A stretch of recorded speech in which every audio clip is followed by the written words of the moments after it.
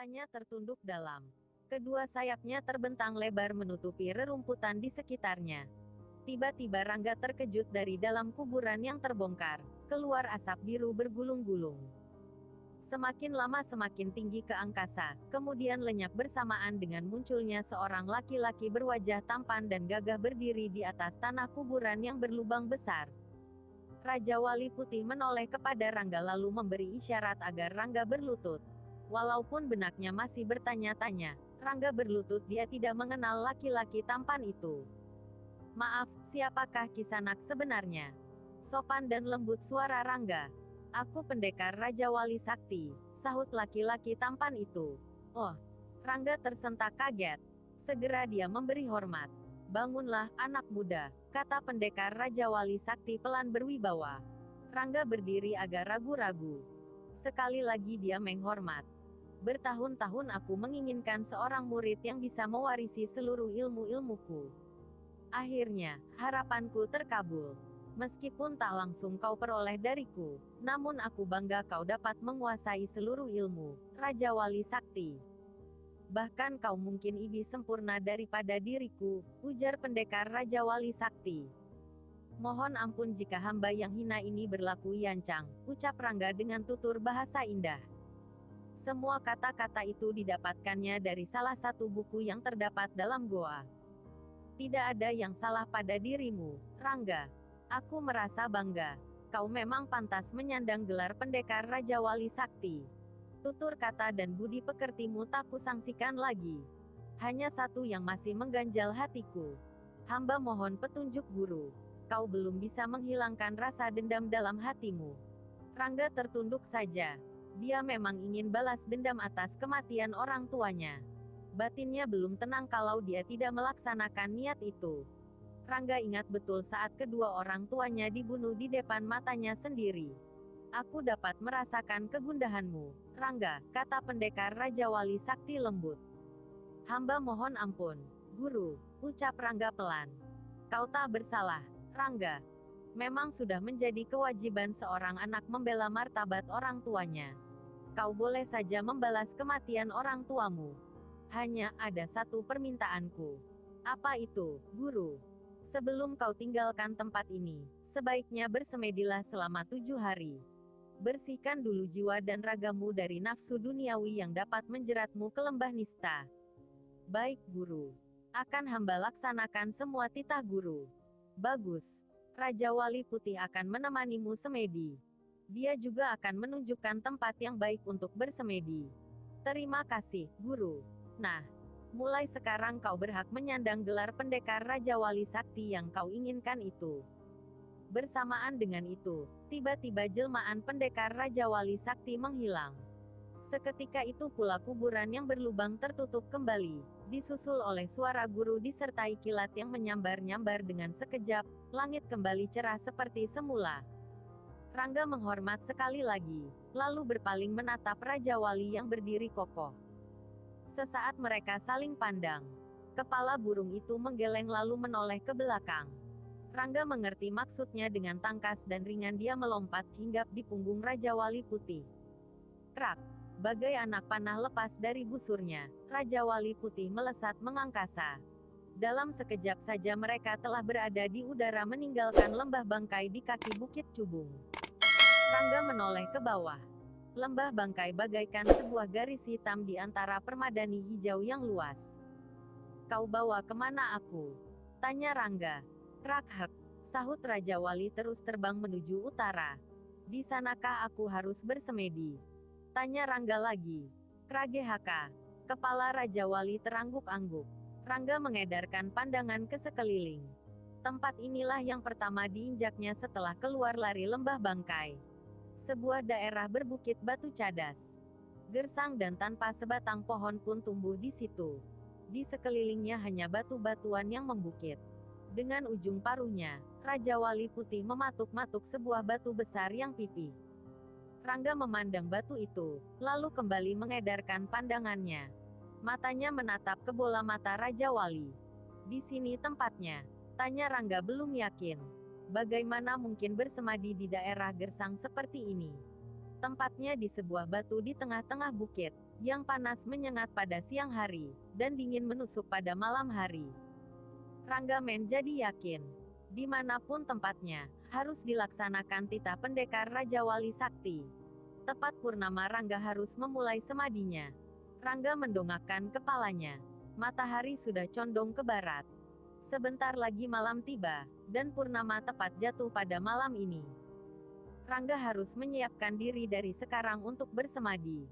Prosesi terakhir yang sangat berat dalam latihan kesempurnaan seorang pendekar. Apapun beratnya, Rangga tak peduli. Hatinya mantap. Tak ada artinya gemblengan berat di lembah bangkai jika harus ciut hatinya menjalani tahap akhir dari rangkaian ilmu Raja Wali Sakti. Satu tahapan yang paling berat. Bersemadi dan berpuasa selama 7 hari 7 malam. Matahari telah tenggelam. Rangga telah bersila dan kedua telapak tangannya merapat di depan dada. Kepalanya tertunduk, perhatiannya terpusat pada mata hatinya. Pikirannya kosong. Seluruh indranya tertutup. Sementara itu Raja Wali Putih mendekam tidak jauh dari Rangga.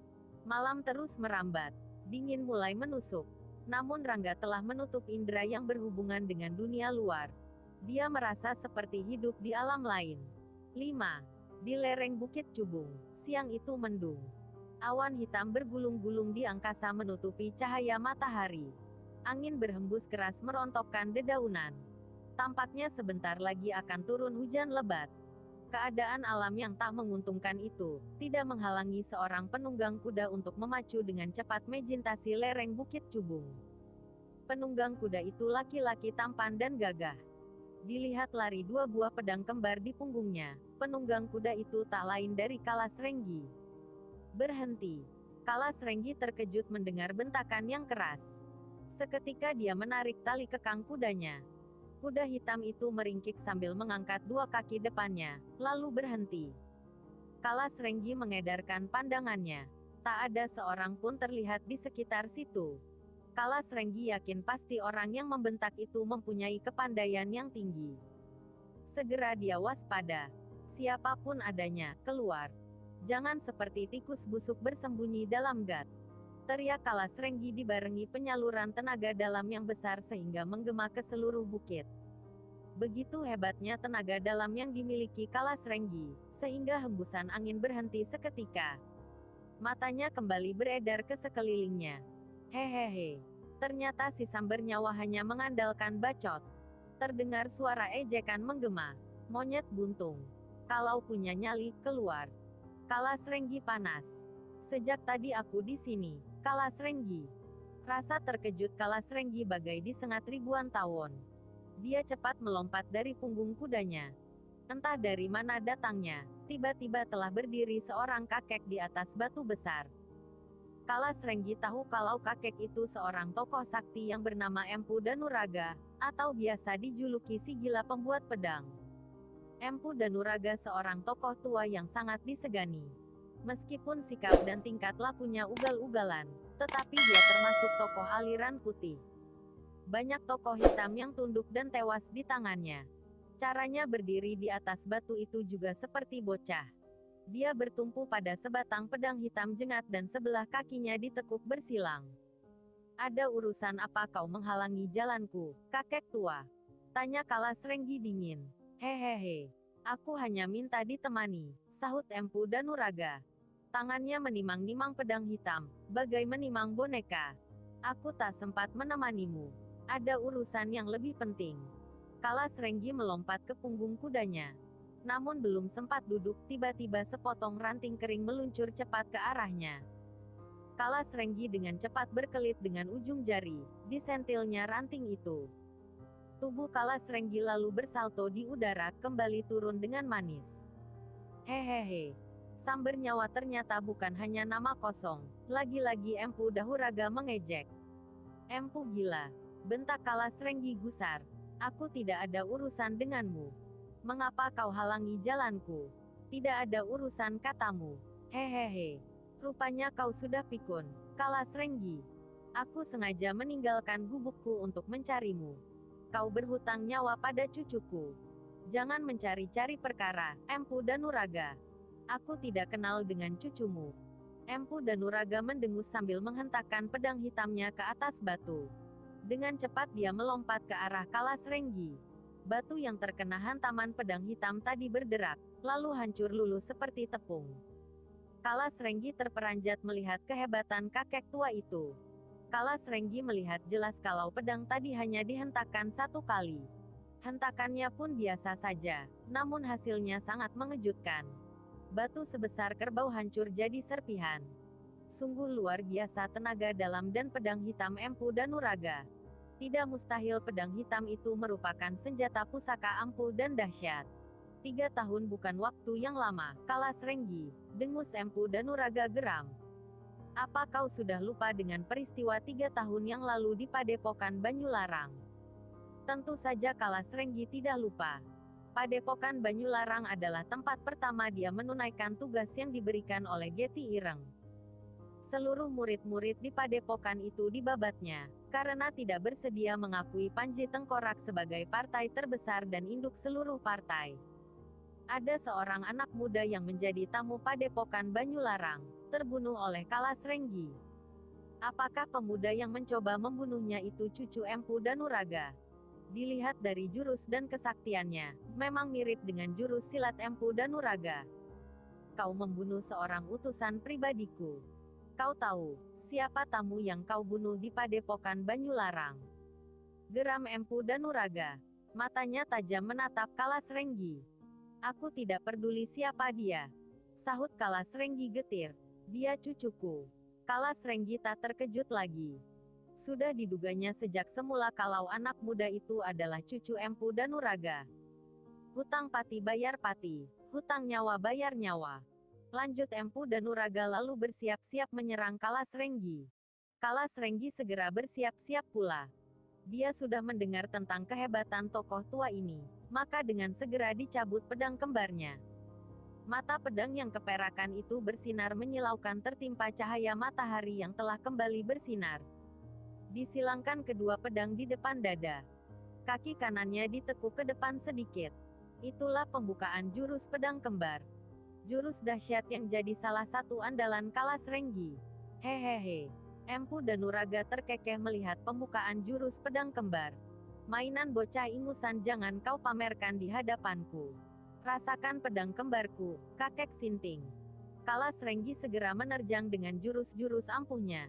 Empu Danuraga terkekeh sambil berkelit sedikit ke kiri dan ke kanan, menghindari sabetan dan tusukan pedang kembar. Jurus pedang kembar, yang dimainkan Kalas Renggi memang hebat. Gerakannya cepat sehingga bentuk pedangnya tidak nampak lagi. Yang terlihat hanya seberkas sinar kembar berkelebatan mengurung Empu Danuraga. Namun begitu, Empu Danuraga tenang saja. Bahkan kedua kakinya tidak bergeser sedikit pun. Suara tawanya terus terdengar. Setan tua. Jangan katakan aku kejam jika kau mampus di ujung pedangku. Dengus Kalas Renggi melihat lawannya hanya berkelit saja. Sudah kukatakan, pedangmu hanya mainan bocah ingusan. Ejek Empu Danuraga. Mut. Kalas Renggi merubah serangannya. Kali ini digunakannya jurus dua mata pedang maut. Jurus ini lebih hebat lagi. Kalas Renggi bahkan hanya terlihat bayangannya saja. Melompat ke segala penjuru dengan kedua pedang menyambar-nyambar. Terang. Kali ini Empu Danuraga terpaksa menggunakan pedang hitamnya untuk menangkis serangan lawan. Dalam hati dia mengagumi jurus-jurus yang dimainkan Kalas Renggi. Pijaran api memercik ketika pedang mereka berbenturan. Di pihak Kalas Renggi, dia juga mengakui kehebatan kakek ini. Tangannya selalu terasa kesemutan jika salah satu pedangnya membentur pedang Empu Danuraga. Tapi berkat keterampilannya memainkan dua pedang yang dibarengi pengerahan tenaga dalam, Kalas Renggi masih mampu melakukan serangan-serangan berbahaya. 15 jurus telah berlalu. Belum ada seorang pun kelihatan terdesak. Empu Danuraga sendiri sudah membuka serangan berbahaya dengan jurus-jurus andalannya. Kini 20 jurus berlalu, namun belum juga ada yang terdesak. Merasa tidak mungkin mengalahkan Empu Danuraga dengan ilmu pedang, Kalas Renggi melompat keluar pertarungan sejauh 2 tombak. Segera kakinya melebar. Kedua tangannya menjulur ke atas. Kedua tangan itu pelan-pelan turun menekuk sejajar ketiak. Kalas Renggi membuka ajian tapak beracun. Tunggu. Sentak Empu Danuraga tiba-tiba. Kau takut dengan ajian tapak beracunku? Ejek Kalas Renggi. Meski kau gunakan nama lain untuk ajianmu itu, aku bisa kenali kalau ajian itu adalah gerakan aji racun merah. Ada hubungan apa kau dengan setan racun merah? Apa pedulimu dengan tua bangka tolol itu? Dengus Kalas Renggi. Apa hubunganmu dengan setan racun merah? Desak Empu Danuraga. Hahaha. Kalas Renggi hanya tertawa. Empu Danuraga mengkeretkan gerahamnya. Sinar matanya tajam menatap Kalas Renggi. Hampir 10 tahun dia tidak pernah mendengar kabar setan racun merah. Dan sekarang, tiba-tiba saja jurus ampuh itu diperagakan Kalas Renggi. Walau dengan nama lain, tetapi Empu Danuraga masih bisa mengenali dengan baik. Lebih-lebih ketika melihat kedua telapak tangan Kalas Renggi memerah seperti terbakar. Kau memiliki aji racun merah, tentunya kau kenal baik dengan setan racun merah. Katakan, di mana dia sekarang? Dingin suara Empu Danuraga. Dia sudah mati. Kalas Renggi datar. Edan. Jangan main-main, Kalas Renggi. Empu Danuraga gusar merasa dipermainkan. Siapa yang main-main? Dia sudah mati setelah menurunkan aji racun merah padaku. Jadi, kau muridnya. Kalau benar, kau mau apa? Setan busuk. Dengus Empu Danuraga geram. 10 tahun aku menunggu, ternyata dia sudah mati. Sia-sia semua yang kulakukan selama 10 tahun. Kalas Renggi mengerutkan keningnya. Dia tidak mengerti kenapa Empu Danuraga seperti menyesali kematian setan racun merah. Adakah hubungan istimewa antara dua orang itu? Di mana dia dikuburkan? Tanya Empu Danuraga lagi. Untuk apa kau ketahui? Balas Kalas Renggi. Aku harus tahu kuburnya. Tidak seorang pun boleh tahu. Setan alas. Geram Empu Danuraga. Kalas Renggi terkejut setengah mati melihat perubahan paras Empu Danuraga. Seluruh wajah kakek itu mendadak menjadi hitam legam bagai arang. Tanpa disadari, Empu Danuraga mengerahkan aji kelabang geni. Satu ajian yang sangat dahsyat dan sulit dicari tandingannya. Tiba-tiba saja Kalas Renggi teringat pesan setan merah sebelum menghembuskan napasnya yang terakhir. Dia harus menghindari bentrokan dengan Empu Danuraga. Lebih-lebih jika kakek ini sudah mengerahkan aji kelabang geni, tidak mungkin Kalas Renggi dapat menandingi meski menggunakan aji racun merah sekalipun. Baiklah, gumam Kalas Renggi sambil menarik kembali ajiannya itu. Kuburan setan racun merah ada di puncak Gunung Cupu. Empu Danuraga hanya mendengus pendek, lalu membalikkan tubuhnya. Wajahnya kembali seperti biasa. Sinar matanya mulai redup, namun tidak mengurangi ketajamannya. Setan racun merah sudah mati, untuk apa kau menanyakan kuburannya? Tanya Kajas Renggi ingin tahu. Aku ingin membuktikan ucapanmu. Sahut Empu Danuraga datar. Lalu apa hubunganmu dengan setan racun merah? Hehehe. Empu Danuraga terkekeh. Apakah kau akan membela gurumu? Tanpa setan racun merah, antara kita sudah punya urusan. Kau akan tahu nanti, Kalas Renggi. Hei. Empu Danuraga mencelat bagai kilat sekejap saja tubuh Empu Danuraga lenyap dari pandangan mata. Kalas Renggi tidak mungkin mengejar meski dia tahu ke arah mana kakek itu pergi. Kelak aku akan mencarimu, Kalas Renggi. Persoalan kita belum selesai. Tiba-tiba suara Empu Danuraga bergema. Kalas Renggi terkejut, dia tahu itu suara Empu Danuraga. Suara yang dihembuskan dengan jelas tanpa diketahui wujudnya. Sungguh suatu ilmu yang hebat. Lama juga Kalas Renggi mematung. Kata-kata Empu Danuraga tidak bisa dianggap main-main. Entah kapan, pasti dia akan mencari dan menuntut balas atas kematian cucunya. Hah. Kalas Renggi menarik napas panjang. Terselip rasa sesal membiarkan seorang murid Padepokan Banyularang lolos. Sebenarnya bisa saja dikejar, tapi Kalas Renggi terlalu sibuk menghadapi ketua Padepokan itu. Tentu orang yang lolos itulah yang memberitahu Empu Danuraga tentang peristiwa di Banyularang. Kalas Renggi menghembuskan napasnya dalam-dalam. Sudah kepalang basah, pesan setan racun merah terpaksa dilanggamnya. Toh ini bukan kesengajaan. Jika pada akhirnya harus bentrok dengan Empu Danuraga, dengan terpaksa harus dihadapinya walau setan racun merah sendiri tak mampu mengalahkan Empu Danuraga. Apalagi dirinya. Kalas Renggi dengan sigap melompat ke punggung kudanya. Segera kuda itu melesat setelah Kalas Renggi menggepraknya. Debu-debu beterbangan diterjang kaki-kaki kuda yang bagaikan terbang itu. Di depan sebuah kedai satu-satunya di Dukuh Giring, Kalas Renggi menghentikan kudanya. Seperti ingin memamerkan ilmu ringan tubuhnya, dia melompat dengan indah dari punggung kuda. Dengan langkah tegap dan pandangan lurus ke depan, dia memasuki kedai itu. Matanya langsung tertuju pada Saka Lintang dan 3 orang laki-laki berwajah kasar. Mereka duduk menghadapi meja yang penuh dengan makanan. Kalas Renggi segera menghampiri dan duduk di antara mereka. Ketiga laki-laki yang bersama Saka Lintang adalah pengawal pribadi gadis ini. Julukan mereka 3 serangkai rantai baja. Kau terlambat, Kalas Renggi, kata Saka Lintang, kembang lembah tengkorak. Suaranya datar tanpa tekanan sedikit pun. Bicaranya pun tanpa menoleh karena sibuk dengan makanannya. Ada hambatan kecil, sahut Kalas Renggi sambil menuang arak ke dalam gelas bambu. Aku tidak peduli dengan alasanmu, aku perlu laporanmu. Masih datar suara Saka Lintang. Gagal, pelan suara Kalas Renggi.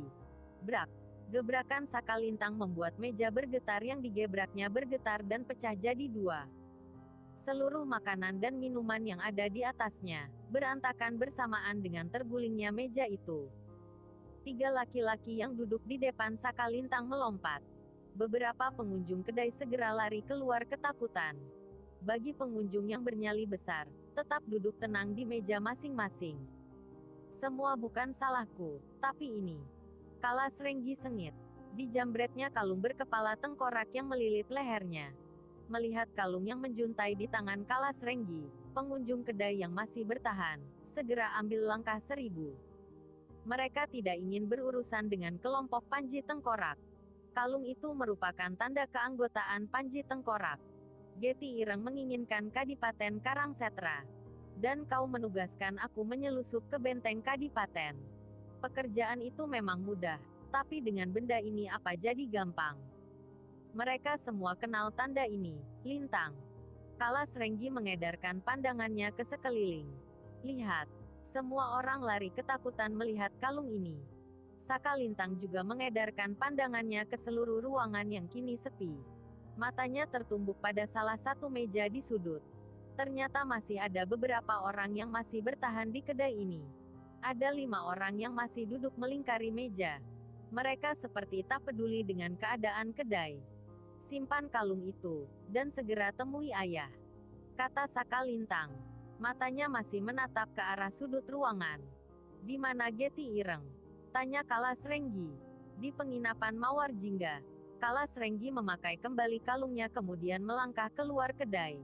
Penginapan Mawar Jingga berada di perbatasan antara Dukuh Giring dengan Dukuh Merang. Geti Ireng selalu menggunakan penginapan itu jika keluar dari lembah tengkorak. Baru saja Kalas Renggi keluar, dia kembalilah dan berdiri